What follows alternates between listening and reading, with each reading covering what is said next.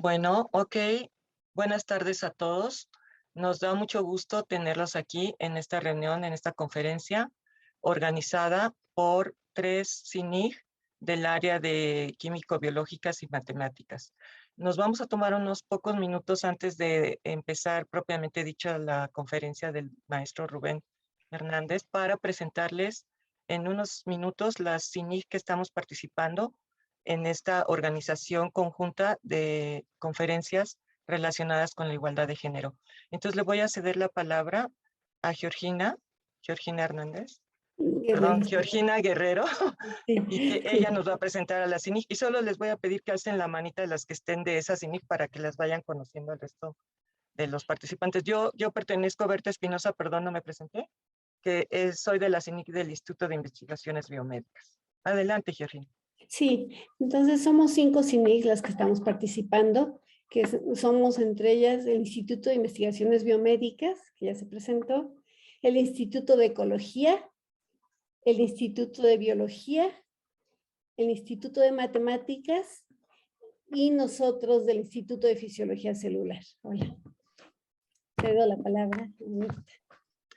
Ok, bueno, una vez que nos hemos presentado y les hemos comentado cómo nos hemos estado organizando para este ciclo de conferencias, pues es un gusto para mí y para las 5 CINIG presentar al maestro Rubén Hernández Duarte, que será nuestro expositor el día de hoy, y les voy a leer una breve semblanza de su carrera académica, que se quedó muy cortita, pero es para no ocupar más tiempo.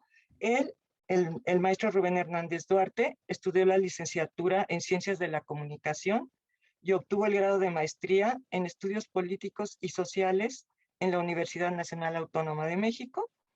Ha colaborado en proyectos de investigación en la UNAM y en el Centro de Investigaciones y Estudios Superiores en Antropología Social, CIESAS. Su trabajo académico se interesa por la vulnerabilidad de los individuos a la luz de las violencias y del cuidado de la salud desde los enfoques de género y juventudes. Estuvo a cargo de la Secretaría de Igualdad de Género del Centro de Investigaciones de Estudios de Género del 2017 al 2020. Es docente de asignatura desde el 2015. Actualmente es el responsable de la Dirección de Inclusión y Prácticas Comunitarias de la Coordinación para la Igualdad de Género, conocida como CIGU, de la UNAM. Sus líneas de investigación son riesgo, salud sexual, violencia de género y juventudes. Y es un placer para nosotros tenerte ahora acá, Rubén, para escucharte en tu conferencia titulada, estoy corresponsabilidades de los cuidados y labores domésticas. Adelante, Rubén, y gracias por participar con nosotros. Muchas gracias, doctora Berta, por esta calurosa recepción. No puedo arrancar mi presentación sin decirles que me alegra mucho estar en este espacio multiinstitucional con muchos cuerpos, con muchas subjetividades y con muchos corazones puestos para organizar esta actividad.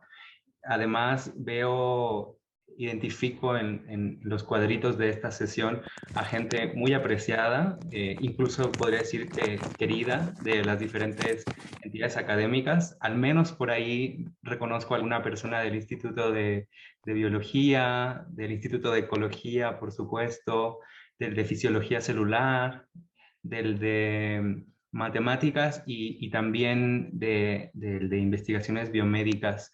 No sé si me falta algún otro instituto de los que estuvieron organizando, pero el hecho de que nos identifiquemos cada vez más habla también del esfuerzo tan sustantivo que están haciendo ustedes desde sus espacios para transformar las relaciones de género y las desigualdades que se producen a partir de esos esquemas binarios y tradicionales del orden de género. Así que quiero comenzar celebrando que exista este espacio y además que podamos darnos la oportunidad de abordar un tema que para mí es fundamental y sé que también para ustedes, que podamos compartir un poco algunas reflexiones en torno al trabajo de cuidados y al trabajo doméstico en una época que nos dificulta mucho que no lo pensemos y que además que no lo pensemos a la luz de una serie de problemáticas y de efectos desiguales y nocivos que dañan a la sociedad en su conjunto, pero específicamente a las personas que cuidan. Entonces me voy a permitir compartirles la pantalla. Voy a tratar de no tardarme más de media hora para que podamos también abrir un espacio rico de discusión y espero lograrlo. También ah, agradezco la presentación del título de la ponencia, doctora Berta, y decirles que me atreví a cambiarle un poquito el nombre para también enfatizar algunas cuestiones que quiero poner sobre la mesa en la charla del día de hoy. Propongo que el día de hoy hablemos sí sobre el trabajo de cuidados, sí sobre el trabajo doméstico, pero con un posicionamiento político. Y ese posicionamiento político que les propongo que analicemos en conjunto es qué pasa cuando ponemos los cuidados al centro y pensamos colectivamente en una ética del cuidado, en este caso en nuestra universidad.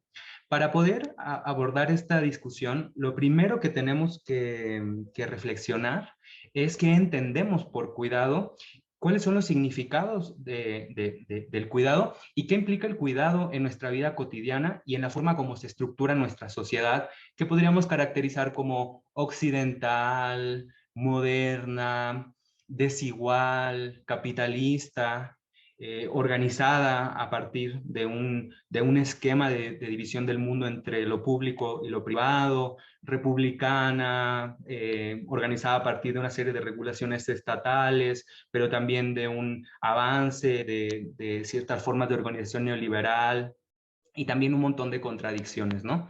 En este mundo tan complejo, el cuidado tiene significados específicos, no es cualquier cosa, es algo muy importante que admite una problematización. Entonces, lo que les propongo es que, en primer lugar, entendamos al cuidado como una condición sine qua non, es decir, necesaria, indispensable para el mantenimiento de la vida y para el desarrollo integral de una persona. Si partimos de esa premisa de que el cuidado es una forma de sostenimiento de la vida, que sin cuidado se nos cae la vida, se daña la vida, entonces ya estamos acercándonos a una primera dimensión fundamental de la importancia y de la relevancia del cuidado en nuestro mundo. En segundo lugar, hay que decir que ese sostenimiento de la vida está asociado a una visión ética y política del mundo, porque el cuidado podríamos decir que puede tener dimensiones instintivas o pulsionares, pero también podemos decir que cuando se funda como una ética, como una forma de relacionarnos con las personas, entonces nos dice algo más allá que nuestro instinto, nos dice cuál es nuestra visión de mundo y cómo nos relacionamos con otras personas y cómo nos relacionamos incluso con nuestros propios cuerpos, con nuestras propias personas, ¿no? Por eso es importante afirmar que el cuidado es un ejercicio de compasión, es decir, de reconocimiento y de validación de la otredad, de otras personas, de otras realidades, a partir del supuesto de que esas otras personas, esas otras realidades, por su propia condición existencial, son afectables.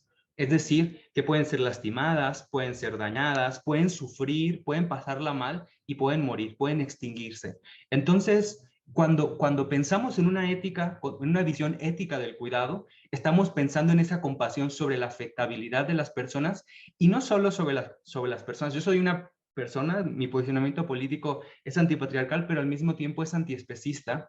Entonces considero que el cuidado se relaciona con esta compasión, con esta posición ética en el mundo, pero no solo hacia las personas, que son muy importantes, sino también hacia todos los seres vivos y hacia el planeta en general.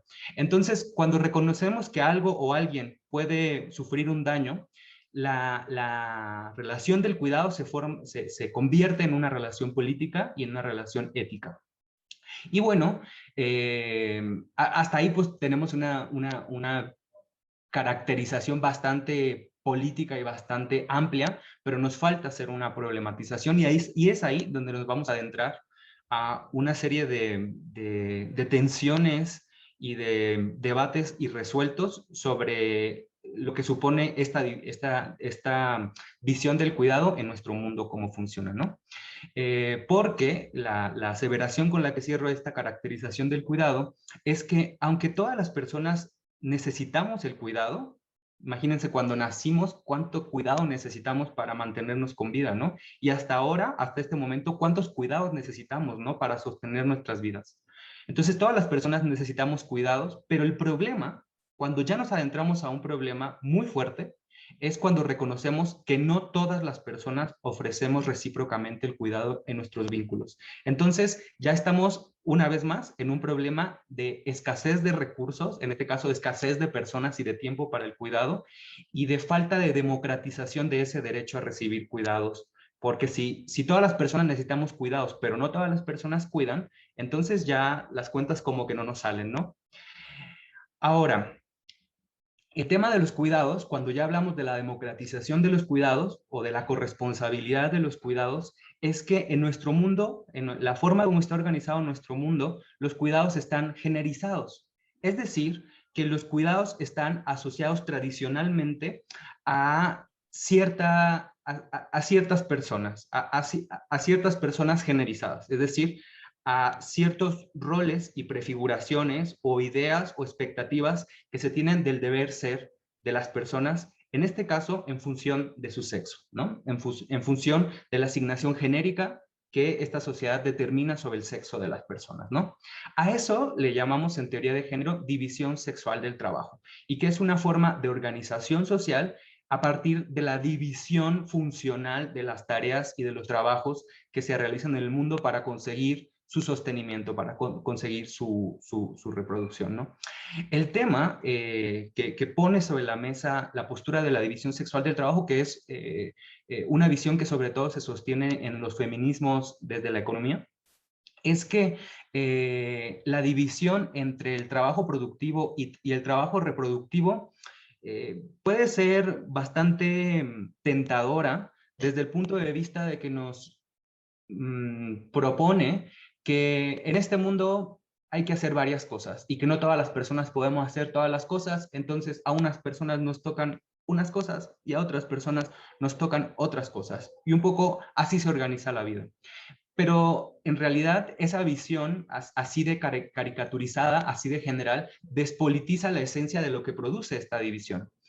La división entre el trabajo productivo y el trabajo reproductivo implica que por una parte se entienda que el trabajo productivo, es decir, el trabajo que está pensado para extraer bienes materiales o recursos naturales y transformarlos para producir el mundo, es decir, pues para construir casas, carreteras, edificios o tomar decisiones para producir el mundo en ese sentido amplio y público del mundo, perdón, se requiere que ciertas personas hagan ese trabajo. E históricamente se ha pensado que esas personas que tienen que hacer ese trabajo productivo son los hombres a partir de el mandato cultural de la masculinidad.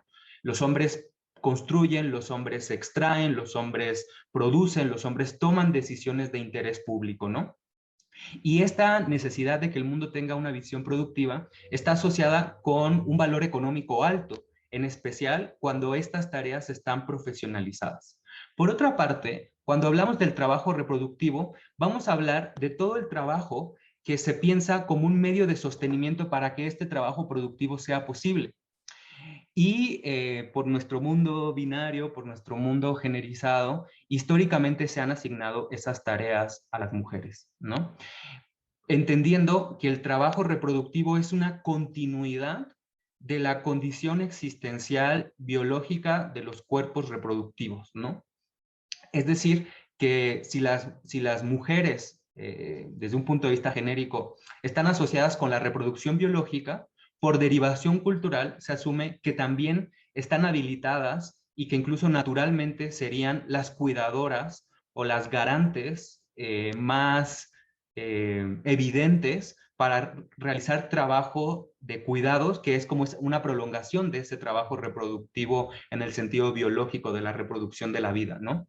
Entonces, cuando se entiende que se requiere un trabajo reproductivo en la sociedad, estamos hablando de alimentar, cuidar de enfermedades, limpiar, producir alimentos o preparar alimentos más bien. Y todas estas actividades que muchas veces son pensadas como poco valoradas o poco importantes, en realidad lo que están haciendo es sostener las condiciones para que el trabajo productivo se realice.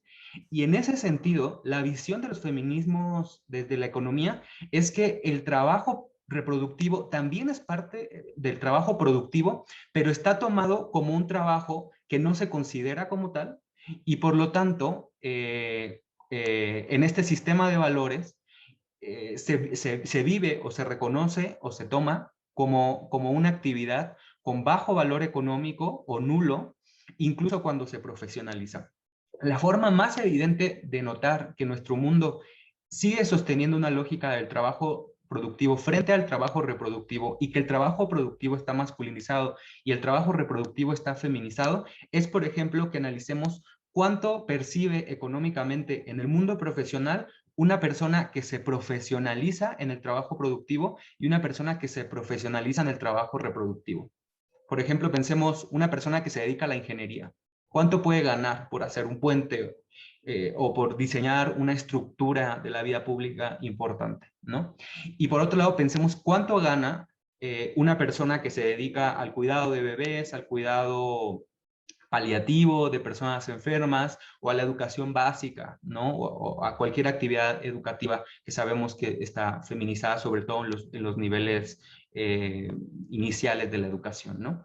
Entonces, así es como podemos saber que nuestra sociedad sí asigna valores diferentes, por lo menos económicos, al trabajo productivo y al trabajo reproductivo. Por eso decimos que el trabajo de cuidados en general es un trabajo que no se remunera, no se reconoce, se feminiza y cuando es pagado, se paga de una manera que precariza la vida de quienes dedican su vida a estas tareas que son tan fundamentales para nuestro mundo, para el sostenimiento de nuestro mundo, ¿no?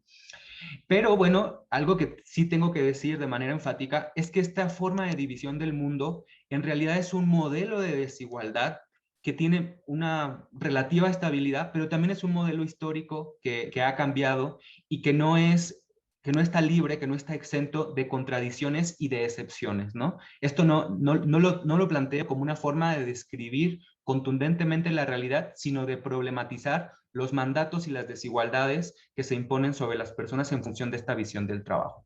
Ahora voy a pasar a compartirles datos para que veamos que esto tiene una relación pues muy cercana con las evidencias que diferentes órganos productores de información ofrecen, ¿no? a esta discusión.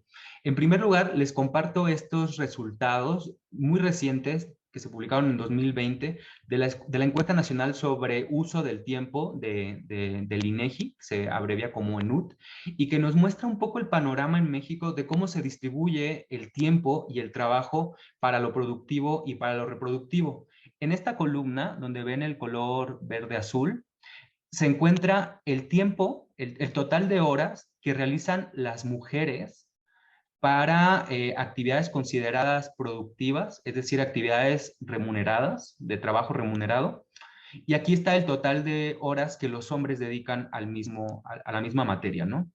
Como ustedes pueden ver, los hombres en promedio dedican cerca de 10 horas más que las mujeres para el trabajo productivo, ¿no? Y además, lo que ven en color azul, el porcentaje, muestra la proporción de hombres mayores de 12 años que están ocupados en este ámbito. Entonces, como ustedes pueden ver, más hombres, más porcentaje de hombres que de mujeres, es parte del mercado laboral remunerado. Y en promedio, en comparación de los hombres que trabajan y las mujeres que trabajan, los hombres dedican más horas al trabajo productivo.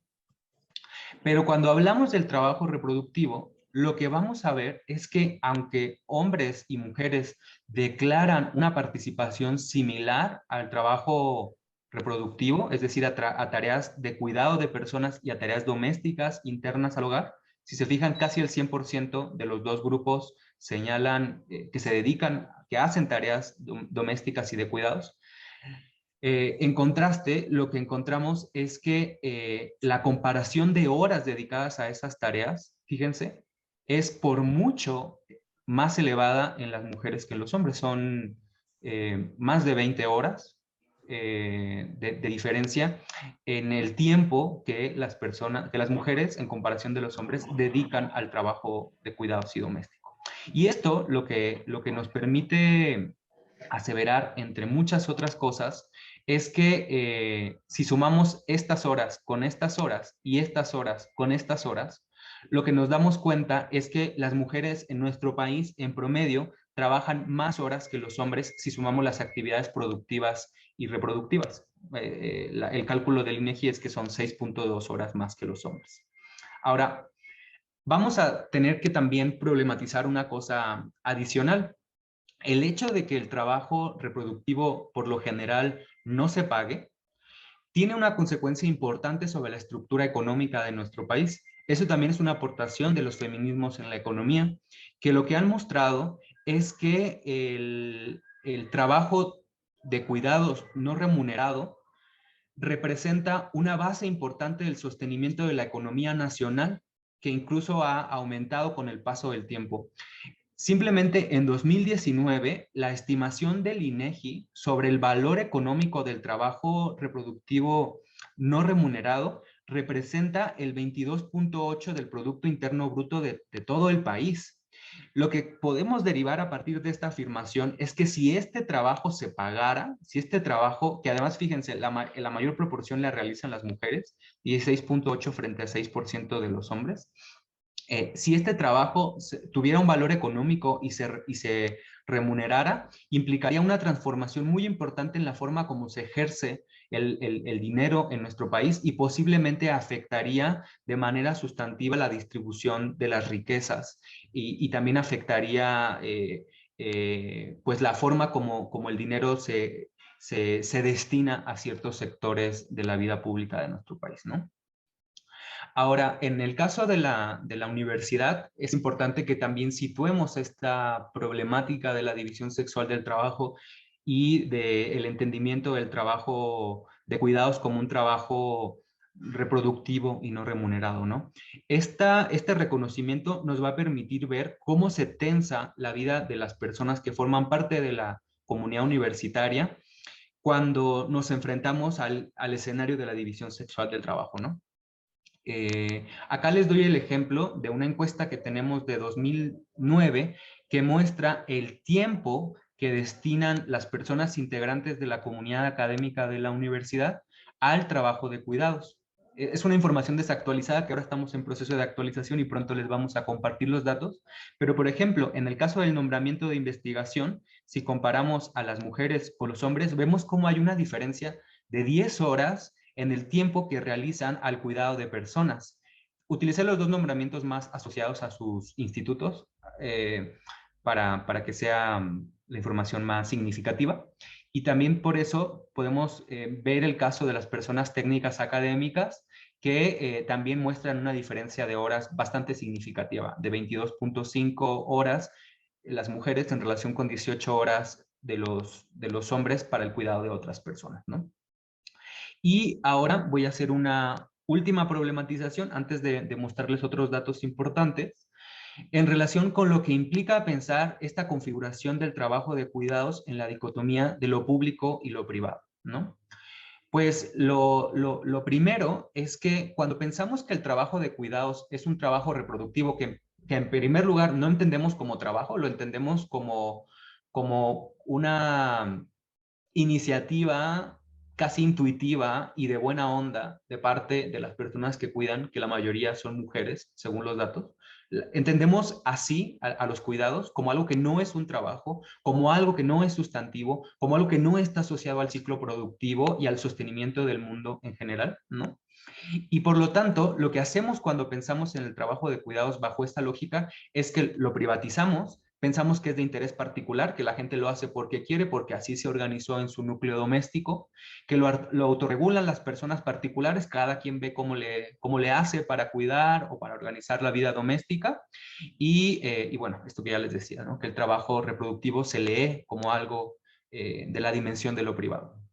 En cambio, el trabajo productivo se ve como un ámbito de la vida pública que es de interés general, que el Estado tiene que regularlo mediante organizaciones públicas u organizaciones privadas lucrativas, ¿no? Y entonces el trabajo sí es algo, o sea, el trabajo productivo es algo en lo que el Estado tendría que incidir, ¿no? Por ejemplo, hay una ley federal del trabajo y no hay necesariamente una ley federal del trabajo no remunerado o del trabajo reproductivo, aunque en sus últimas versiones la ley federal del trabajo reconoce a las personas trabajadoras del hogar, ¿no? A trabajadoras no remuneradas del ámbito de los cuidados y del ámbito reproductivo, ¿no? Pero bueno, esta visión entre lo público y lo privado es una visión problemática para que podamos cambiar esta lógica de división sexual del trabajo y de desigualdad en el tiempo y en el trabajo dedicado a ambas tareas, ¿no? Porque en primer lugar nos produce una jerarquía en la que el interés público del trabajo productivo, del trabajo que entendemos como trabajo, complica una valoración justa del trabajo reproductivo, para que sea valorado, reconocido, bien remunerado y distribuido de manera corresponsable, ¿no? Y también crea una visión bastante problemática de la relación entre lo público y lo privado. ¿Cuántas veces, es una pregunta que yo les hago para que la reflexionemos en colectivo, cuántas veces hemos concebido al cuidado, al trabajo de cuidados, como una forma de interrumpir la vida pública? ¿Cuántas veces ejercer un derecho para dedicarnos al cuidado ha sido visto como algo que afecta la productividad, que afecta el trabajo sustantivo que se hace en las organizaciones públicas? ¿Cuántas veces hemos pensado que hacer la vida de cuidados, hacer la vida doméstica, nos imposibilita, nos inhabilita, nos aleja o nos interrumpe del trabajo productivo, pensando que el trabajo productivo es más valioso a partir de esta visión dicotómica, ¿no? Y también la siguiente pregunta que arrojo es, ¿por qué para ciertas personas se produce la paradoja de la incompatibilidad entre los mundos públicos y privado y para otras no? ¿Por qué para ciertas personas este trabajo productivo y este trabajo reproductivo se vuelve una contradicción, algo incompatible? ¿Y por qué para otras personas ni siquiera se vuelve una pregunta? Y acá va una posible propuesta de problematización que podemos dialogar en colectivo. La propuesta es que hablemos de los hombres cis heterosexuales, ¿no? De la construcción de la masculinidad de los hombres asociada a la productividad, a la producción del mundo, ¿no? Al trabajo reproductivo. Y cómo esta visión de la masculinidad cis heterosexual acomoda a los hombres en un rol de proveeduría, de liderazgo del hogar, y cuyo deber ser, porque es un mandato, es una prescripción cultural, está ubicada en el sostenimiento económico de una familia que entendemos como nuclear, porque además esa familia tiene que ser heterosexual para que calce con este modelo, pero además para que produzca este problema, ¿no? Mediante el trabajo productivo que implicaría la cesión del trabajo reproductivo a la figura femenina, en este caso una mujer heterosexual, con lo cual se completaría como este modelo de la familia, ¿no? De la familia en el sistema de reproducción capitalista, ¿no? Entonces, acá la pregunta es si las decisiones de los centros de trabajo conciben otras configuraciones de género y de organización del hogar. Es decir, que si todos los problemas que estamos viviendo en este momento, en términos de reconocimiento, valoración y remuneración del trabajo doméstico y de cuidados, no proviene de la visión pública de que pensamos que quienes ocupan los lugares de trabajo, el ámbito de trabajo productivo y remunerado, son hombres casados, heterosexuales, cisgénero, que se ubican como proveedores y que su función en la vida más importante es hacerse de dinero para sostener una familia. Y a eso se le llama androcentrismo, porque estamos pensando como único sujeto válido a esa configuración de persona para imponer, para tomar decisiones sobre prestaciones, sobre horarios, sobre valoración, sobre reconocimiento, pensando que no hay otras personas que tienen otras condiciones de vida, que hacen otro tipo de actividades como cuidar, y que esa configuración de la vida se va a tensar con el trabajo académico en los espacios públicos. El trabajo en general, en este caso de la universidad, el trabajo académico o el trabajo administrativo que hacemos en la universidad. Pero además, esta visión tiene premisas de fuerte injusticia social y de fuerte desvalorización del trabajo que hacen otras personas que no son este modelo cis heterosexual androcéntrico masculino, ¿no? Porque en realidad en los hechos, las mujeres ya forman parte del mercado laboral remunerado en nuestro país. Los mismos datos de la ENUT, de la Encuesta Nacional del Uso del Tiempo, muestran que arriba del 48% de las mujeres de más de 12 años de nuestro país ya se dedican tanto al trabajo remunerado, doméstico y de cuidados no remunerado, como al trabajo productivo remunerado. Entonces, las mujeres en esta idea de la división sexual del trabajo ya llevan un buen rato que han desafiado esa visión binaria del orden de género y hacen los dos trabajos. A eso se le llama la doble jornada laboral, ¿no?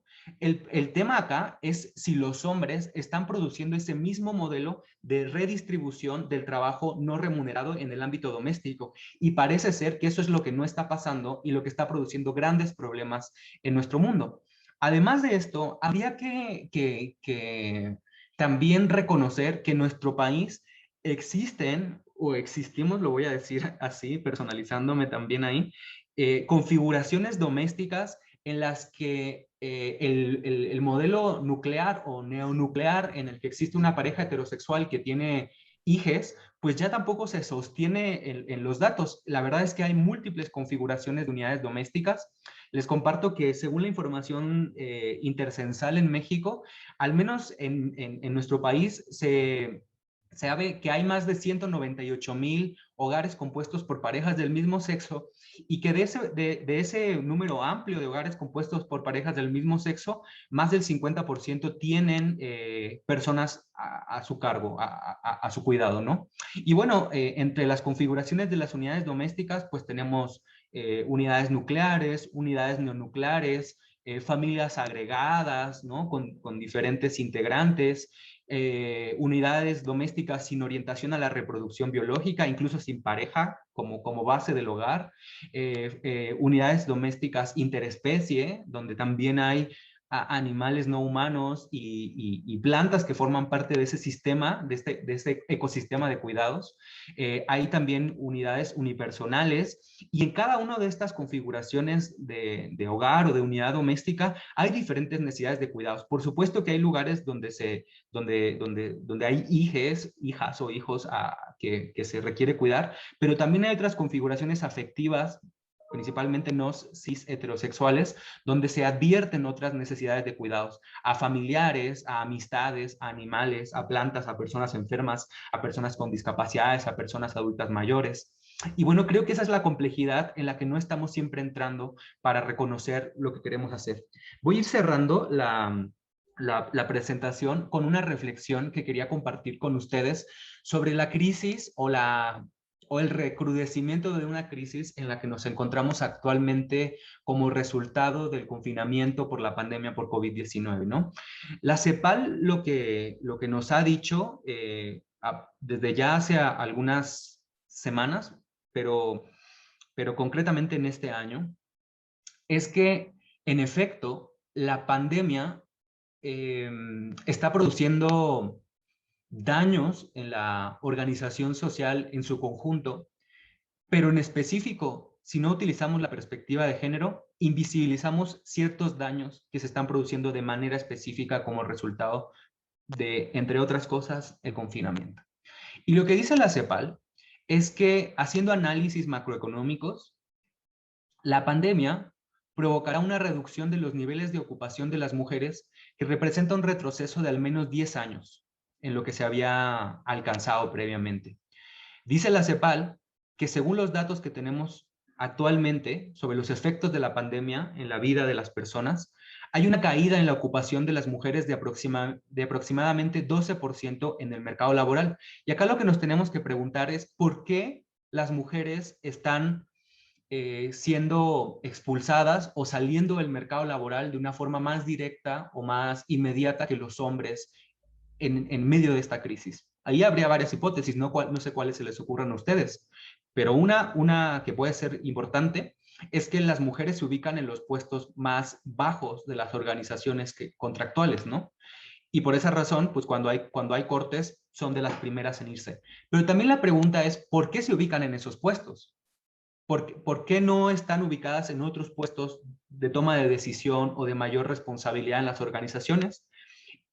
Y una hipótesis que estaría muy fundamentada en datos es que ese obstáculo estructural proviene del hecho de que no están descargadas o no se ha democratizado el trabajo de cuidados tan así que entonces el tiempo que dedican al trabajo de cuidados se vuelve una condición relevante para la ralentización, o sea, para una temporalidad más larga en el alcance de ciertos objetivos que este hombre androcéntrico, que este modelo de la masculinidad centrado en el varón productivo, pues no vive, ¿no? El varón productivo, que no es corresponsable del trabajo de cuidados, se entrega 100% al trabajo o hasta 200% al trabajo, y entonces no vive esa tensión del tiempo de cuidados como una condición para poder hacer su vida profesional, y por eso cuando hablamos de los riesgos laborales hablamos de riesgos diferenciados, ¿no? Y lo que nos ha dicho también ya la investigación a nivel internacional es que este problema, que es atribuible al mercado laboral, tiene que ser pensado también específicamente en el caso del mercado laboral remunerado y en las comunidades académicas. Yo ya les mostraba que los datos que tenemos muestran que hay una división sexual del trabajo al interior de la comunidad académica. Y cuando vemos los defectos diferenciados del COVID, vamos a ver cómo, en efecto, hay un grupo que ha sido particularmente afectado cuando pensamos en términos de productividad, en términos de continuidad a la vida académica, a los compromisos académicos, y ese grupo, que es el más afectado, es el grupo de las personas que tienen a su cuidado al menos a uno o una hija menor de 5 años. En este grupo,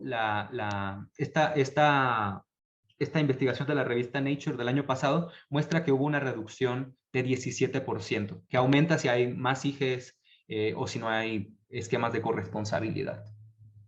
Y bueno, a nivel latinoamericano también tenemos un referente importante que nos muestra cómo afectó de manera diferenciada el confinamiento a las personas que cuidan y a las personas que no cuidan para alcanzar compromisos académicos. Si hacemos la estadística básica, vamos a encontrar que, además, dicho sea de paso, casi toda la estadística está hecha en términos binarios, que no nos permite hacer otras interpretaciones desde un punto de vista de diversidad sexogenérica, pero bueno, esta información ayuda de manera inicial.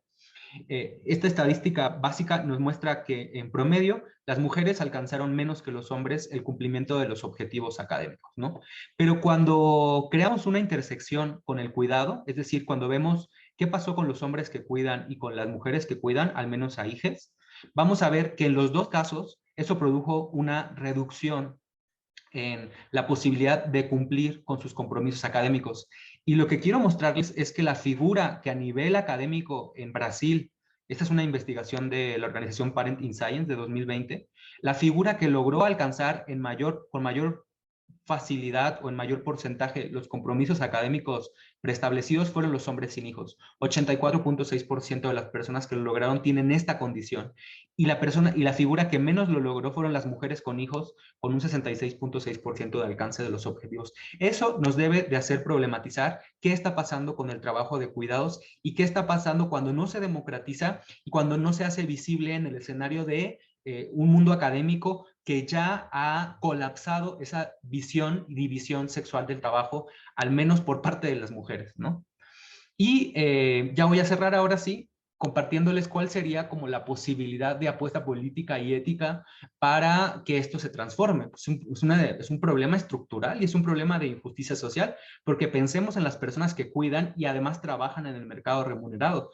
Lo que está pasando es que la condición de cuidado está produciendo efectos para que alcancen ciertos espacios importantes dentro de las organizaciones públicas y al mismo tiempo para que su trabajo sea remunerado y reconocido de manera justa. Entonces estamos frente a un problema de justicia social. Y pues la apuesta que tenemos que reconocer es la apuesta de la corresponsabilidad. El modelo de la corresponsabilidad tiene que ser entendido como un modelo donde hay diferentes figuras que se conectan y que crean esta red de responsabilidades. Por eso es una corresponsabilidad. No se va a resolver esta problemática si le atribuimos todo al Estado, ni si le atribuimos todo a las personas particulares. Tenemos que crear un esquema de diferentes capas de responsabilidad.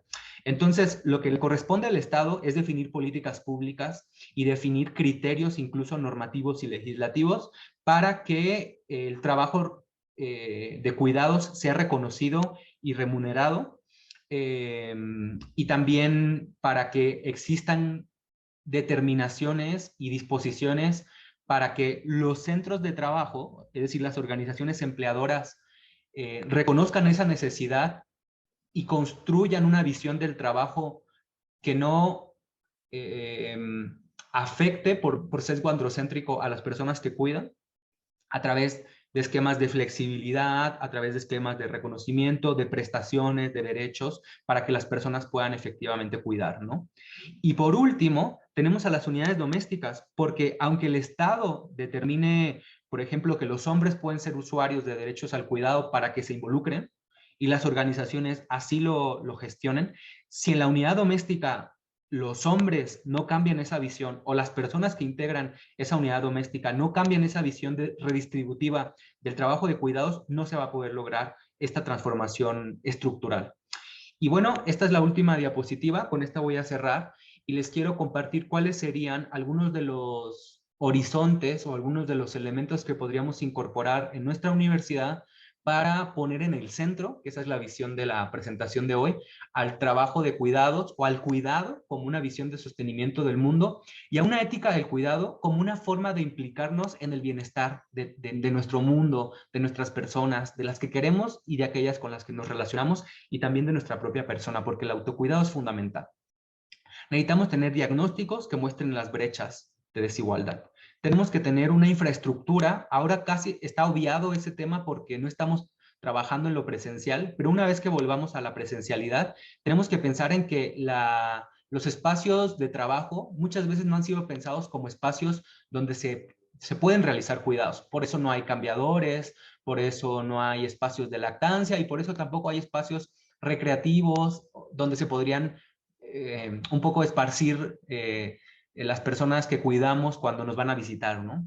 Estoy pensando en personas menores, ¿no? En la niñez. También necesitamos tener más normas y más disposiciones para que el cuidado sea una realidad dentro de la legalidad universitaria. Por ejemplo, tenemos el tema de las licencias de parentalidad, que pongo parentalidad porque se refiere a todas las personas que cuidan a una persona menor porque nació o porque la adoptaron, ¿no? Y que no tendrían que ser exclusivas de las mujeres, tampoco quitando ese derecho a las mujeres, sino más bien pensando en una democratización del cuidado de las personas menores, donde se impliquen también otras figuras como los propios hombres. Y también tenemos que hacer modificaciones en los procedimientos, es decir, como en nuestra cultura organizacional. Esto implica que tomemos al trabajo de cuidados como una variable relevante para la toma de decisiones. Les doy dos ejemplos. ¿Qué pasaría si en la elección de horarios permitiéramos que las personas que cuidan elijan primero, para que su tiempo de cuidados no entre en controversia o en tensión con el tiempo de trabajo? No. Y otra cosa que ahora estamos haciendo y que pronto les vamos a compartir es qué pasa si en la evaluación académica o en la evaluación de cualquier actividad se incluye la perspectiva de género y el trabajo de cuidados. ¿Qué pasaría si reconociéramos que en la línea de productividad de las personas que cuidan, la condición de cuidado va a ser un factor relevante para que no se despliegue de manera muy acelerada la productividad académica o la productividad en sentido amplio? ¿Qué pasaría si reconociéramos que cuando las personas cuidan, la productividad va a ser diferente sin que lo volvamos una sanción, sin que lo volvamos una forma de inhibir el reconocimiento o de incluso castigar a la baja productividad de las personas en época de cuidado, ¿no? Y por último, pues lo que requerimos es una transformación cultural en el sentido amplio, como yo se los adelantaba, que implique que el cuidado sea visto desde un posicionamiento político abierto a las diversidades sexogenéricas, a todas las posiciones, a todas las posibilidades sexogenéricas, corresponsable, reconociendo los diferentes tipos de organización doméstica o del hogar, con énfasis en la transformación de las masculinidades y su implicación activa en relación con todo el trabajo de cuidados, entendiendo que las personas producimos mundo, pero también sostenemos a ese mundo, y si lo sostenemos entre todas, todos y todes, podríamos aspirar a un mundo donde no se valora de manera diferente el trabajo que hacen unas u otras personas, y donde todas las personas estamos implicadas en el sostenimiento, en el cuidado y en el bienestar de nuestro mundo. Y pues bueno, yo con eso cerraría la presentación y les agradezco mucho.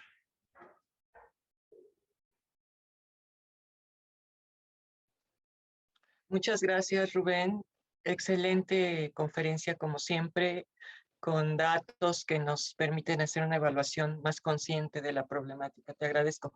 Quisiéramos pasar ahora a la sección de preguntas, y para eso pues tenemos los diferentes encargados que ya presenté al inicio. Empezaríamos con las preguntas del Zoom, con la mano alzada primero. Así es que... Sí, verdad, aquí ya tenemos varias manos levantadas. Por favor, Osiris, Gaona, adelante. Hola, ¿qué tal? Muchísimas gracias por la plática. Me encantó escucharte, Rubén. Y esa parte que habla sobre las evaluaciones, a mí me toca de manera muy personal, porque en efecto creo que sería maravilloso una línea de tiempo que nos permitiera a las madres en diferentes situaciones y a los hombres también esas evaluaciones, ya que nos tardamos mucho más tiempo en llegar a estos objetivos académicos dentro de la universidad, por un lado, y por otro lado, pues sí es cierto que nadie nos, pues no sé, no necesitamos aplausos, ni que nos den mariachis, ni que nos maten un pollo, pero el reconocimiento sobre los hijos y los cuidados, que también implica muchísimo tiempo, ¿no? Y otra cosa que a mí se me ocurre, que está fascinante y padrísimo todo lo que escribiste, es el apoyo también moral y muchas veces ese apoyo psicológico que nos hace falta, porque también de pronto, bueno, yo hablo desde muy personalmente, yo he llorado, cuando me han calificado mal o que no alcanzas alguna cosa por estas falta de equidad y de todo esto que qué bueno que lo estamos haciendo ahora, y pues habría que ver de qué manera se evalúa todo esto, y muchísimas gracias.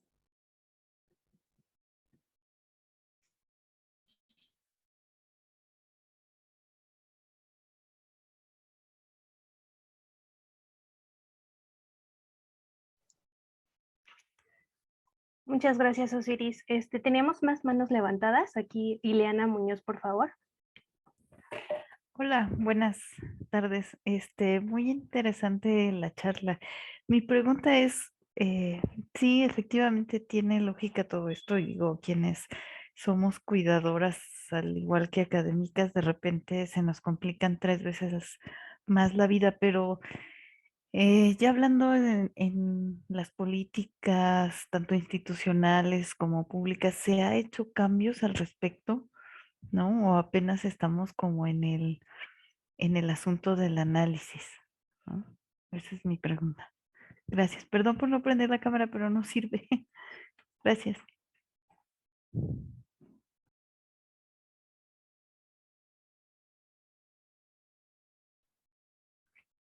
Ok, ¿les parece si seguimos con las preguntas de Laura, Aime y después Rubén, si nos podrías contestar seguido, por favor? Hola, gracias Rubén. Como siempre es un placer escuchar tus charlas. Fíjate que tú empezaste la plática planteando pensar colectivamente en la ética del cuidado, ¿no? Y yo llevo un rato también dándole vueltas a esta parte de la colectividad como una posición política frente al neoliberalismo que nos pone al individuo en el centro en lugar de la colectividad. Entonces me gustaría, y también en el instituto lo hemos estado platicando mucho en la CIMIG, ¿no? ¿Qué hacemos? Dejar de estar como individuos y hacerlo más colectivo. ¿Qué podríamos hacer? No sé si en tu experiencia has visto algún proyecto o algo, porque estamos dando vueltas y vueltas. ¿Qué podemos hacer? ¿Desde dónde lo hacemos? ¿Cómo lo planteamos? Más colectivo, menos a nivel individuo, menos a nivel política pública como tal, sino como colectivo, ¿qué podríamos hacer? Por ahí Osiris decía, necesitamos apoyo, la parte emocional también es una cosa que tenemos que abordar como instituto, me parece a mí, ¿no? Como colectivo, cómo armar esas redes para poder platicar entre nosotras, cómo nos sentimos, o sea, hay como muchas aristas ahí muy complejas, y mi pregunta es la parte colectiva, que yo llevo dándole vueltas un rato, ¿cómo hacer un proyecto colectivo? Entonces, no sé si tú conoces algún proyecto específico que haya funcionado bien o algo que nos puedas recomendar para poder nosotros tomarlo y poderlo implementar en nuestra comunidad. Gracias.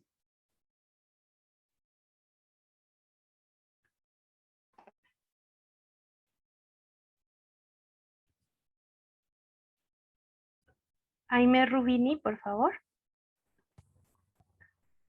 Hola, ¿qué tal? Gracias, Rubén, por la charla, muy interesante me pareció. Tengo una pregunta respecto a esto que, bueno, mostraste datos relacionados con la UNAM, pero sobre todo con investigadores, ¿no? Investigadores, investigadoras y técnicas y técnicos. Pero me preguntaba cómo sería esto, cómo estaría esta situación relacionada con gente de posgrados, ¿no? Becarios o mismos estudiantes, que me imagino que hay una diferencia respecto a cómo impacta la productividad, ¿no? Que sé yo, me imagino finalización de tesis, presentaciones en congresos, esa clase de cosas, en la población femenina de estos sectores, porque me parece que hay también una cuestión un poco de nivel de ingreso, ¿no? En que me imagino que investigadores y técnicos que tienen como un ingreso más establecido, más posibilidades de pagar y delegar esas funciones de labores domésticas a empleadas domésticas, tienen por ahí una posibilidad de disminuir esa brecha, ¿no? Entonces me parece que es un poco compleja la problemática en el sentido de que me parece que también en estos otros sectores se pueden medir de otras formas y tienen otros impactos como la imposibilidad económica de delegar esto, ¿no? Y bueno, tenía otras preguntas relacionadas con las cuestiones de las empleadas domésticas, pero me parece que no es, después te las mando por mail.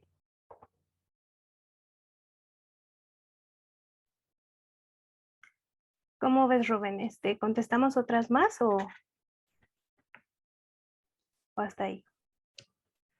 Sí, ¿tenemos más tiempo, Gabriela? Sí, todavía tenemos tiempo. Ah, ok. Si quieres puedo responder estas preguntas y después hacemos otra ronda. Ok, perfecto. Muy bien. Sí, muchas gracias por las intervenciones. Estoy de acuerdo en lo general que han planteado. Lo que comparte Osiris me parece fundamental. Es algo que yo ya no incorporé en la presentación porque ya eran demasiados elementos y la verdad que implicaba agregar una complejidad mayor a la presentación, es cuáles son los efectos que tiene esta estructura de división sexual del trabajo y de invisibilidad del trabajo reproductivo, del trabajo de cuidados, en la salud mental de las personas que viven la tensión del trabajo, de la suma del trabajo de cuidados y el trabajo remunerado, ¿no? Del trabajo productivo. Yo les mostré la información de INEGI, ¿no? En general, las mujeres trabajan más tiempo que los hombres en nuestro país. Pero ¿cuál es la percepción que se tiene a nivel social? No se tiene esa idea de que las mujeres trabajan más porque nadie está contando el tiempo real dedicado al trabajo. Ahora, está el subuniverso específico de las mujeres que trabajan en el ámbito reproductivo y que trabajan en el ámbito productivo. Y en este grupo específico, como no está resuelto el tema de la división sexual del trabajo, y como está dado por natural el esquema entre lo público y lo privado, lo que termina apareciendo es que las mujeres tienen que ser las responsables de resolver, como decía Laura, a nivel individual, porque así funcionan los esquemas neoliberales, la desigualdad estructural que se coloca como sobre su universo individual, así me explico. Es un problema tuyo particular. Tú quisiste tener bebés, tú te quisiste casar, tú quisiste ser académica, ¿no? Ahí estamos terminando un diagnóstico que ya les vamos a pasar próximamente. Y en ese diagnóstico hay una académica que dice, a veces siento que no soy ni buena académica ni buena madre. O sea, como que ninguna de las dos cosas las hago bien, porque académicamente no cumplo los estándares hiperproductivistas y como mamá no estoy todo el tiempo bajo la expectativa también cultural de la buena madre, ¿no? Que también hay que cuestionar ese mandato, por qué solo se proyecta sobre las mujeres y por qué los hombres no necesariamente viven con esa intensidad el cuestionamiento de la parentalidad, ¿no? Y luego, entonces, cuando vemos este dilema, ¿qué pasa? Hay un sociólogo que a mí me gusta mucho que se llama Alan Ehrenberg, que tiene un libro que se llama La fatiga de ser uno mismo, donde dice, ¿qué es lo que pasa? Pues que entonces yo pienso que yo soy el problema, ¿no? Yo no supe organizar bien mis tiempos, yo no tomé buenas decisiones, desarticulo la estructura social y entonces me hago culpable, me siento culpable. ¿Y qué produce eso a nivel de la salud mental? Depresión, tristeza, angustia, o la otra, que es que digas, no, pues me voy a dormir a las 4 de la mañana para acabar el trabajo que no hice en el tiempo de cuidados. Entonces te terminas durmiendo a otra hora y eso te puede producir, pues aquí hay gente de biomédicas, ¿no? Ustedes me pueden decir qué pasa cuando alguien no duerme, ¿no? ¿Cuáles son los efectos que tiene sobre la salud no dormir o dormir menos o descansar menos? Entonces, si se fijan, igual y una mujer logra cumplir con estos objetivos, con estos condicionamientos estructurales, porque nadie está diciendo que sea algo definitivo, pero el costo va a ser en su salud. O sea, lo va a terminar pagando de alguna otra manera y no lo vamos a reconocer. No vamos a decir que ese fue un problema de desigualdad social. Y es ahí donde sí tenemos que asumir responsabilidad institucional y colectiva. Es esta corresponsabilidad que yo les compartía, ¿no? Entonces, pues muy de acuerdo con lo que dijo Osiris. Ahora lo concateno al planteamiento de Ileana. Sí hay políticas públicas a nivel nacional. Si quieren les comparto las más relevantes. La Ley Federal del Trabajo ya considera la licencia de paternidad, o sea, para los padres, hombres, pero es una licencia, creo que a nivel nacional, que está estipulada en 7 días. Y pues en 7 días, ¿qué se cuida? Yo les pregunto. O sea, en 7 días, ¿qué cuidas en una vida tan vulnerable, que además va a requerir cuidados hasta los 40 y tantos años, porque todas las personas necesitamos cuidados siempre, ¿no? Entonces, es muy eufemista y es muy ilusorio pensar que en 5 días una licencia de paternidad va a ser lo suyo en la corresponsabilidad, pero bueno, es un avance porque de esa línea de 7 días podemos ir subiendo a más tiempo. Hay países donde incluso las licencias de parentalidad son por 2 años y se distribuyen de manera equitativa entre las personas que forman parte del núcleo de cuidado, ¿no? Bueno, entonces tenemos los cambios en la Ley Federal del Trabajo. También la Ley Federal del Trabajo, como les decía, ya reconoce el trabajo de las personas, el trabajo de cuidados no remunerados de las personas que trabajan en el hogar. En la Ciudad de México, ¿se acuerdan que desde que somos Ciudad de México se celebró una nueva constitución? Se promulgó una nueva constitución. Esa constitución establece a la Ciudad de México como la primera demarcación del país que declara al cuidado como un derecho, ¿no? Y el cuidado como un derecho va en 2 direcciones. Como un derecho a la persona a ser cuidada, como yo les decía, y como un derecho de la persona cuidadora a que no sea afectada por dedicarse a este trabajo y al contrario sea muy apoyada y muy reconocida. Hay países como Uruguay donde las personas trabajadoras de los cuidados no remuneradas se jubilan, se pensionan. O sea, el Estado le entrega una pensión, porque ¿se acuerdan lo que les mostré? Con datos económicos se muestra que el trabajo reproductivo de cuidados es base de la economía. O sea, es base de la economía. Entonces, jubilar y reconocer ese trabajo con un apoyo económico de jubilación, pues se vuelve algo fundamental, ¿no? En México todavía no llegamos a ese esquema. Y bueno, en la UNAM, pues decirles que les voy a adelantar, estamos construyendo una guía para la evaluación académica con enfoque de género y de cuidados que les vamos a compartir. Ya estamos en los últimos trazados. Quizás el mes que viene, si tenemos éxito. Y a nivel como más amplio, creamos un programa de corresponsabilidad de los cuidados que busca producir estas transformaciones que enuncié en la última lámina. Transformaciones en las infraestructuras, transformaciones en las normativas, transformaciones en los procedimientos y en la cultura institucional de la corresponsabilidad, ¿no? Pero ahí sí apelaría yo también a la corresponsabilidad, porque Finalmente, ustedes, que forman parte de las unidades locales, de las entidades académicas, son quienes pueden implementar esas transformaciones. O sea, yo les puedo decir, es importante que haya lactarios y que haya cambiadores en todos los baños, porque además si solo se pone el baño de las mujeres, mandas un mensaje, aunque no sea intencional, aunque sea porque te faltó presupuesto y nada más tenías para un cambiador en un baño, ¿no? Mandas el mensaje de quién es el sujeto obligado del cuidado, ¿no? Quién es el sujeto culturalmente asignado a los cuidados, ¿no? Entonces, les vamos a mandar esas 2 guías, una es para la evaluación y otra es para la corresponsabilidad de los cuidados en sentido amplio, pero creo que ustedes son finalmente quienes pueden gestar esas transformaciones a nivel local, a nivel de sus comunidades, también viendo la viabilidad que tiene tomar esas decisiones. Y respecto a lo que plantea Laura, que siempre te saludo con mucho gusto, Laura, en todos los espacios en los que nos encontramos, decirles que crear comunidad es algo muy complicado.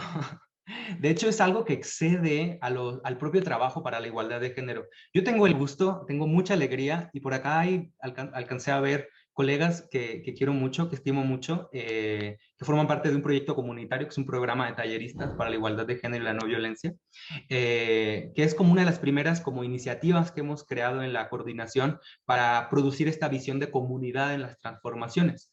Entonces, lo que yo les podría decir desde esta experiencia es que para que el trabajo de cuidados y para que los problemas de desigualdad de género en la universidad se vea como un problema que tenemos que enfrentar de manera compartida, de manera comunitaria, se requiere crear redes al interior, y esas redes al interior solo se pueden crear a partir de una toma de conciencia, ¿no? Solo se pueden tomar a partir de que se admita que la comunidad requiere politizar esas desigualdades para poderlas transformar, y se tiene que hacer a título de la compartición, de hacer común la vivencia de todas las personas que forman parte de esa comunidad. Si ustedes no logran trascender la división entre lo público y lo privado, y entonces dicen, si yo vengo aquí al instituto a hablar de hijes, a hablar de cuidados, a hablar de personas mayores, de con quién me casé, de si hay una democratización del cuidados en mi unidad doméstica, si yo pienso que eso no es algo que se tenga que hablar en la universidad, ya, o sea, ya va a ser muy difícil. Porque entonces vamos a decir, a la universidad le toca lo público, a la universidad le toca ver que tú hagas tu trabajo, que lo hagas en tiempo y forma, y entonces no, o sea, no se va a abrir una discusión para que ustedes puedan colocar estos debates en el corazón del quehacer universitario. Por eso yo le ponía en la presentación los cuidados en el centro. Entonces, si ustedes quieren poner los cuidados en el centro, tendrían que abrir muchos espacios, quizás primero con 3 personas, como surgieron todos los movimientos antipatriarcales, de 3 personas que les interese el tema y digan, como vamos a hablar, ¿cómo la paso yo cuando tengo tiempo, cuando tengo fecha de entrega, cuando tengo fecha de evaluación, ¿no? O ahora que estoy cuidando bebés o que estoy cuidando personas mayores o que acaba de surgir esta necesidad. ¿Cómo la estoy pasando? Solo poniendo en común esa condición es que van a poder politizar esas desigualdades al interior de su comunidad, porque si se lo reservan como algo de la vida más privada, de algo que no se tiene que enterar la comunidad, ahí va a ser muy complicado. Entonces, creo que tendrían, o una opción que yo les sugeriría mucho es habilitar espacios comunitarios, pero que no partan de la construcción racional de la solución, sino de la construcción situada de la condición que viven ustedes como quienes enfrentan esas desigualdades. Y pues van a tener que hablar de sus vidas. Es que solo así se puede lograr, poniendo en común su experiencia. Como decía Osiris, lo mal que la pasa en las evaluaciones, eso es lo que se tiene que hablar, porque no se está hablando de datos así como que yo les traje macroeconómicos y de cómo, qué vamos a hacer con la política pública, pero necesitamos poner a las personas en el centro hablando de esas vivencias, y pues al principio mucha gente no va a querer, pero pues recuerden esa máxima de Kate Millett del feminismo radical: lo personal es político, y la despolitización de lo privado es algo que se requiere para que la desigualdad continúe. O sea, que pensemos que es un problema de particulares, de que no hicieron bien las cuentas, que se casaron con la persona no adecuada, ¿no? Y todo atribuyéndolo al universo particular y no al universo colectivo. Perdón, Laura, si es una respuesta como bastante eufemística y amplia, sin dar así como el paso uno a uno, pero yo creo que al menos buscando como la creación de estos, como dice Bell Hooks, grupos de conciencia, que pongan en común su experiencia, que democraticen la palabra, yo creo que se puede lograr algo importante, y eso pues ayudará también a que ustedes como comunidad se cohesionen frente a problemas que después, como funciona el neoliberalismo, van a acusar a ustedes en particular. No sé si me explico. Si tú no alcanzaste tus logros académicos, fuiste tú, y es la regla contigo como persona.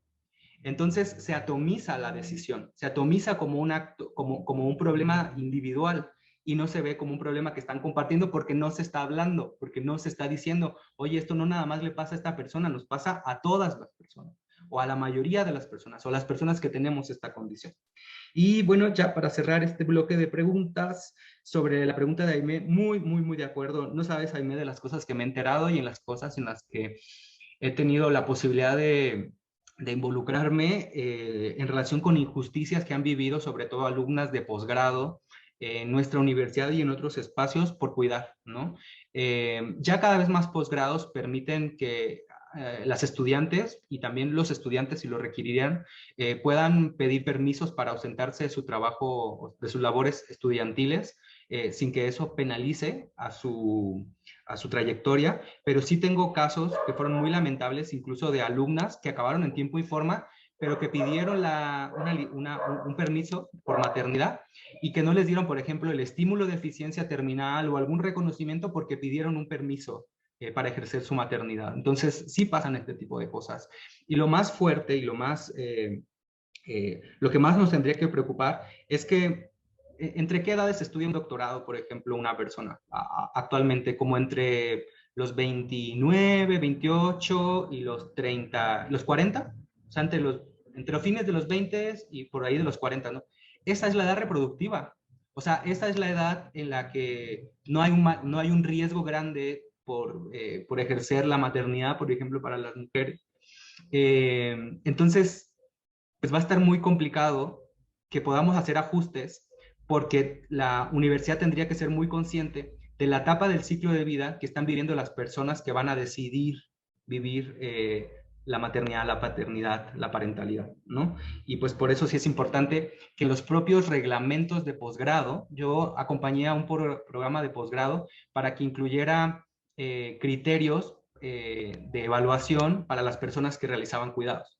Entonces, todo eso se tiene que ir incorporando en las disposiciones, porque si se vuelve un acto de empatía discrecional, es decir, porque una persona en ese momento dijo, bueno, yo sí te voy a apoyar, y si no es más bien una visión de la universidad en su conjunto que da esos derechos, que reconoce esos derechos, pues va a ser como bastante más complicado, ¿no? Pues eso es lo que podría decir, Gabriela. Muchas gracias, Rubén, por tus respuestas. Entonces, mientras le cedo la palabra a Irere, que va a atender el chat, y después regresamos a Manuel Sada de nuevo. Hola, buenas tardes. Ya tenemos un par de preguntas en el chat. La primera es de María Clara Avendaño y te pregunta ¿qué tan abiertas están las entidades de la universidad en la implementación de los puntos que propones? Siendo muy optimistas, ¿cuánto tiempo tomaría la implementación de las mismas? Y tenemos otro de Jimena Rey, del Instituto de Ecología. Nos pregunta si hay alguna guía de cuidados para los espacios públicos en CEU y cómo trasladar esta ética de los cuidados a los espacios de la universidad.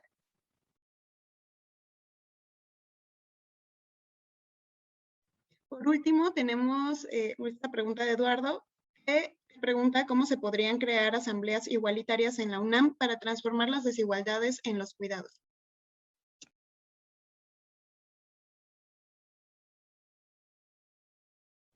Y hay una última que se acaba de entrar de...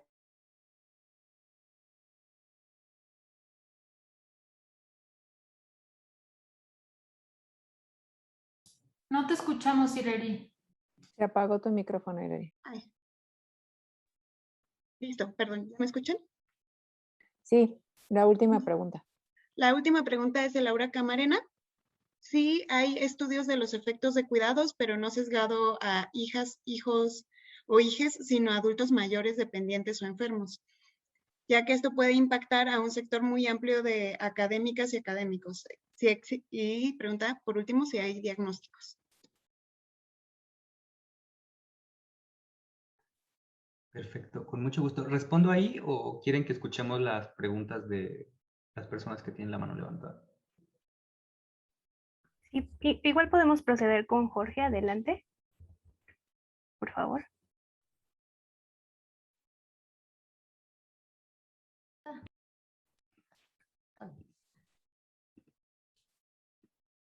Hola, perdón.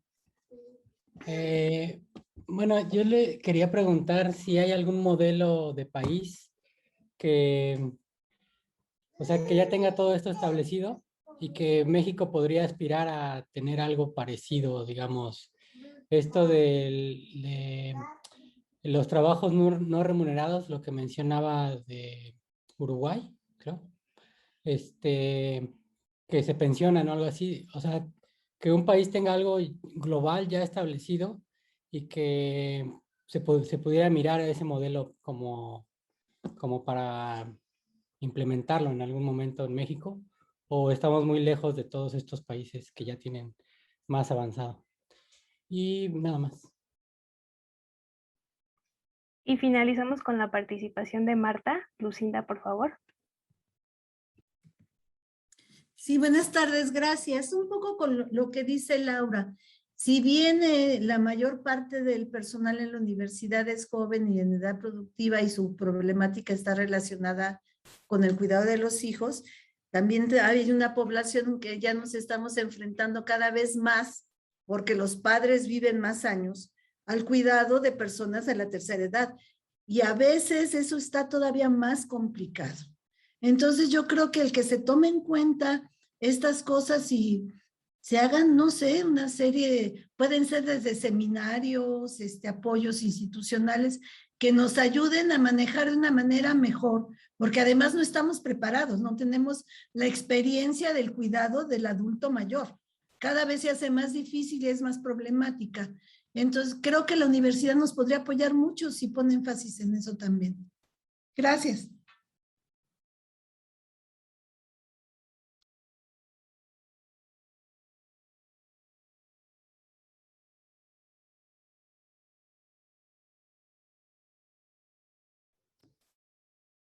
Gabriela, ¿te parece bien si ahí respondo o quieres que escuchemos a alguien más? Sí, por favor, Rubén. Yo creo que hasta ahí lo dejaremos por el tiempo para no robarte más. Ok, muy bien, con mucho gusto. Sobre la pregunta de María Clara, ¿cuánto tiempo vamos a tardar para lograr una transformación estructural en relación con el trabajo de cuidados? Yo creo que vamos a tardar bastante, porque algo que hemos estado viendo en el diseño de los instrumentos que estamos construyendo para la universidad, la complejidad es mayor. Porque se acuerdan que yo les decía que atraviesa los niveles más altos de la legislación nacional, luego los niveles más altos de la legislación universitaria y luego los niveles más profundos de la identidad de las personas, ¿no? De cómo las personas se colocan en el deber ser de género. Cómo las personas, ¿qué es lo que entienden las personas que les corresponde hacer en este mundo? Yo, si se fijan, nunca atribuí a maldad, ni a malicia, ni a mala onda, ni a hombres súper horribles que hacen todo mal. Yo atribuí a un modelo androcéntrico que admite como figura única o como modelo de referencia al hombre casado, heterosexual, cisgénero, proveedor, ¿no?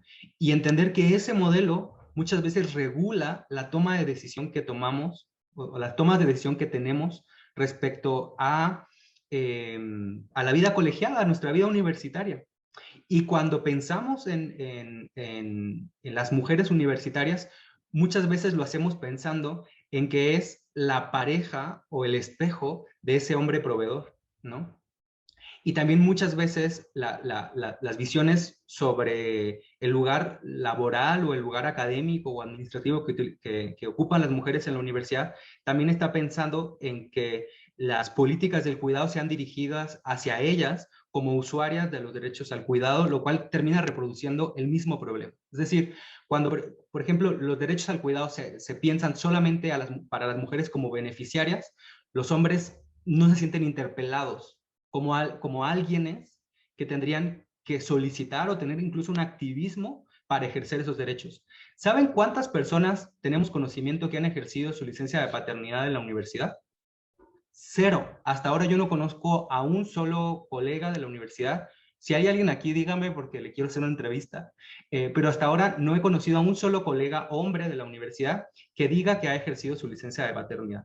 No es porque no la hayan ejercido, no lo sabemos, pero en foro tras foro lo pregunto y seguimos sin saberlo. Y entonces ahí lo que tenemos que pensar es cómo lograríamos que los hombres se sientan aludidos e interpelados por las políticas del cuidado.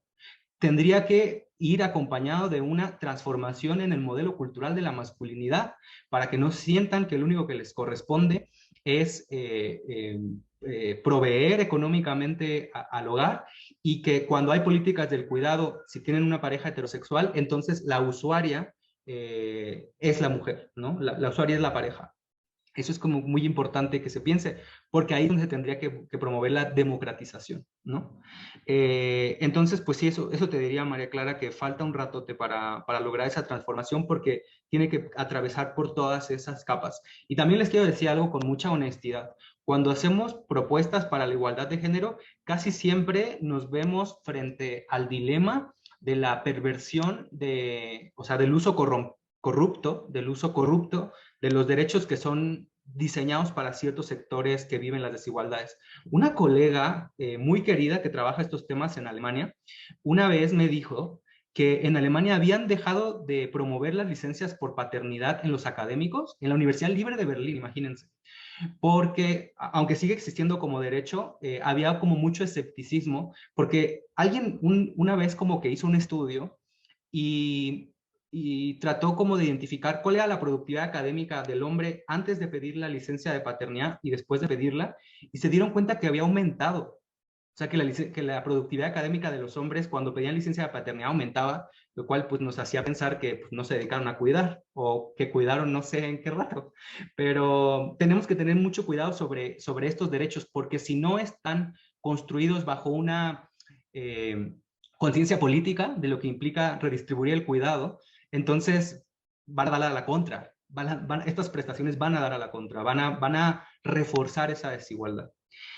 Ahora, respecto a lo que pregunta Jimena, sí, Jimena, yo espero poner al alcance de ustedes en no más de, o sea, un mes completo, o sea, al fin de octubre, las dos guías, tanto la que tiene que ver con la evaluación académica con perspectiva de género, como la que está pensada para promover la corresponsabilidad de los cuidados. Entonces la universidad ya va a tener como estas dos herramientas, y pues ustedes apropiénsela y modifíquenla, agréguenle, cuestionennos, díganos qué cosas están faltando, pero eso va a estar pronto, Jimena. Y mientras tanto, pues sí hay ya guías para promover la corresponsabilidad de los cuidados a nivel federal, y Mujeres tiene información al respecto, CONAPRED tiene información al respecto, y hay organizaciones que trabajan mucho el tema de la corresponsabilidad de los cuidados. Por ejemplo, una red a la que yo le tengo mucho cariño, que se llama Cómplices por la Igualdad, que es una red que trabaja con las masculinidades, y uno de sus componentes es el tema del trabajo corresponsable de los cuidados. Luego, ¿cómo? Alguien preguntaba, me gustó mucho esta pregunta, ¿cómo construir una asamblea igualitaria para trabajar estos temas? Pues a mí me parece que, una vez más, insistiendo en lo que yo compartía con la pregunta de Laura, promoviendo que las personas no acudan a estos espacios para racionalizar, o sea, está bien que tengamos las herramientas de la estadística, que tengamos datos sobre normatividad, sobre leyes, sobre buenas prácticas, está muy bien, pero si no logramos apropiarnos de esa problemática y ponerla en primera persona, va a ser muy complicado. Y en esos espacios yo creo que también se tendría que promover que la palabra también esté democratizada, porque algo que nos hemos dado cuenta cuando no hay un cuestionamiento hacia los modelos de masculinidad es que muchos colegas hombres que no han iniciado ese proceso crítico y autorreflexivo acuden a estos espacios queriendo detentar la verdad, ¿no? Entonces, lo que les recomiendo mucho, yo ahora estoy dando clases en licenciatura, y a mis estudiantes les recomiendo este libro que se llama El feminismo es para todo el mundo, de Bell Hooks, que para mí es como la feminista como más querida de todos los feminismos, porque la quieren las feministas radicales, las quieren las feministas queer, las liberales, las trans, todas. O sea, creo que es una feminista muy querida de Estados Unidos, afro, y tiene un capítulo donde habla de la toma de conciencia. Es un capítulo de 6 páginas que les recomiendo mucho leer, que habla de por qué ninguna política para la igualdad de género ni ningún posicionamiento antipatriarcal va a prosperar si no hay una toma de conciencia previa. Y si las personas no problematizamos la manera como reproducimos las desigualdades de género por acción o por omisión, ¿no? O por silencio.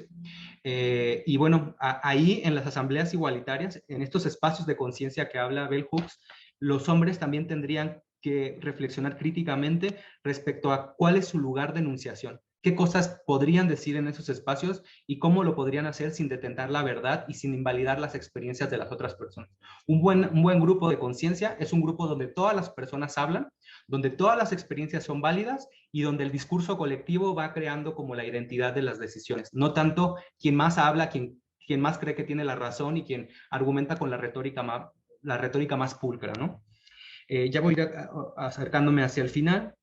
Hay estudios sobre los efectos del trabajo de cuidados que no estén sesgados hacia el trabajo de cuidado de la niñez, de niñas.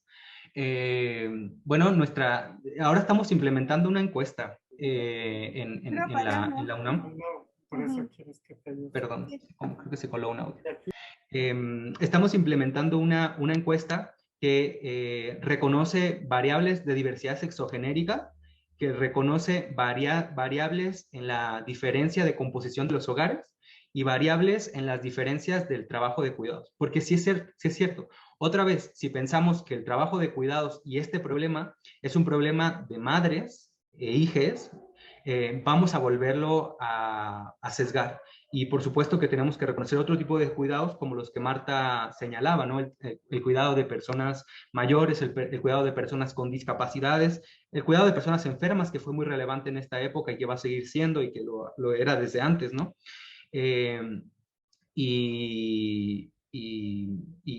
Pues bueno, con este tipo de información se complejiza mucho la visión que tenemos respecto al cuidado, pero también tenemos más elementos para tomar decisiones que no estén sesgadas. Por ejemplo, ¿qué pasa si asumes que es un vínculo heterosexual cisgénero al que utilizaríamos como modelo para redistribuir el trabajo de cuidados? Nos meteremos en problemas porque otra vez más pensaríamos que solo un tipo de configuración del hogar merece o admite nuestra consideración para redistribuir ese trabajo de cuidados y para reconocer ese trabajo de cuidados.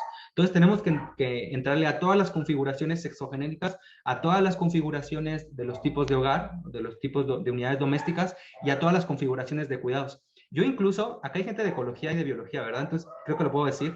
Yo soy antiespecista y pienso que también tendríamos que reconocer los cuidados interespecie, que las configuraciones del hogar ya admiten también que pensemos en que el cuidado no es exclusivo y privativo de las personas. También se cuidan a los animales, también se cuidan las plantas y ahí hay tiempo. Y ahí hay tiempo, cariño y afecto. No sé si aquí alguien alguna vez haya pedido permiso para no ir al trabajo porque está enferma su perrita, pero yo me acuerdo, una de mis cantantes favoritas, que se llama Fiona Apple, canceló su gira. De hecho iba a venir a México y yo la quería ver, pero canceló su gira porque su perra estaba en fase terminal. Entonces, ahora no estamos dando ese debate, porque estamos a nivel de las personas, me parece importante hacerlo, pero creo que paso tras paso vamos a tener que admitir una complejidad muy amplia de lo que implica poner el cuidado en el centro, cuidar como un acto de compasión humana y de reconocimiento de todo aquello que puede ser dañado y que puede ser afectado. Y pues creo que cerraría con eso y solo me faltaba responder la pregunta de Jorge. ¿Qué modelos de país han impulsado políticas contundentes sobre el tema? Pues creo que el que tiene más avances es Suecia, donde hay más criterios para que se distribuya el trabajo de cuidados sin sancionar el trabajo productivo, el trabajo remunerado de las personas.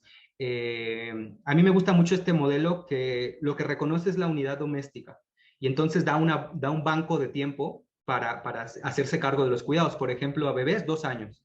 Entonces la unidad doméstica ya decide quién pide 1 año, quién pide el otro, o quién pide los horarios flexibles. Y creo que eso permite que la negociación no enfatice al individuo que está solicitando la prestación, sino a la unidad doméstica en la cual tiene lugar los cuidados. No sé si me explico. Entonces creo que por ahí tendrían que ir las políticas, pero es muy complejo porque pensemos en el caso de la UNAM. Si, por ejemplo, pensémoslo así, la trabajadora en un vínculo heterosexual. La trabajadora es de la UNAM, pero el trabajador es de otro centro de trabajo. Entonces la UNAM no puede crear criterios para que la unidad doméstica sea quien es la usuaria de ese derecho, sino solo la persona que tiene contratada. Y entonces ahí es donde sí la legislación nacional tendría que avanzar hacia otro rumbo.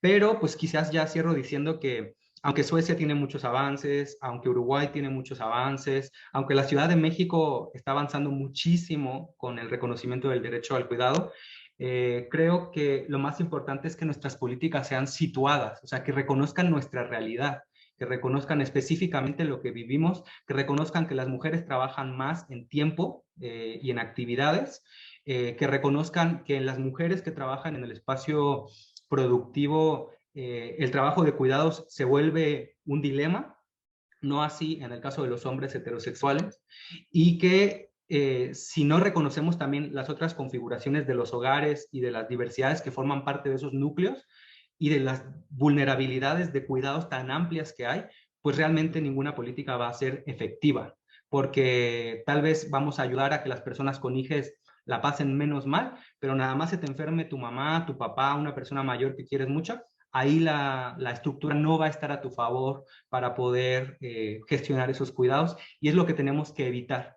Tenemos que evitar que las políticas particularicen, tenemos que evitar que las políticas confronten a las personas con el acceso a los derechos o con la posibilidad de estar en ciertos espacios, y tenemos que más bien crear una visión amplia de lo que es cuidar, amplia de lo que es la vulnerabilidad y amplia de las diferentes configuraciones que participarían en los cuidados, partiendo del supuesto de que en algún momento todas las personas tenemos que entrarle a los cuidados, porque si no, de todos modos las cuentas nunca van a salir. Si alguien no cuida, las reglas de entropía nos van a decir que algo está faltando, que algo no está embonando en un universo donde todas las personas necesitamos cuidados y todas las personas en algún momento vamos a tener que cuidar para que esto funcione.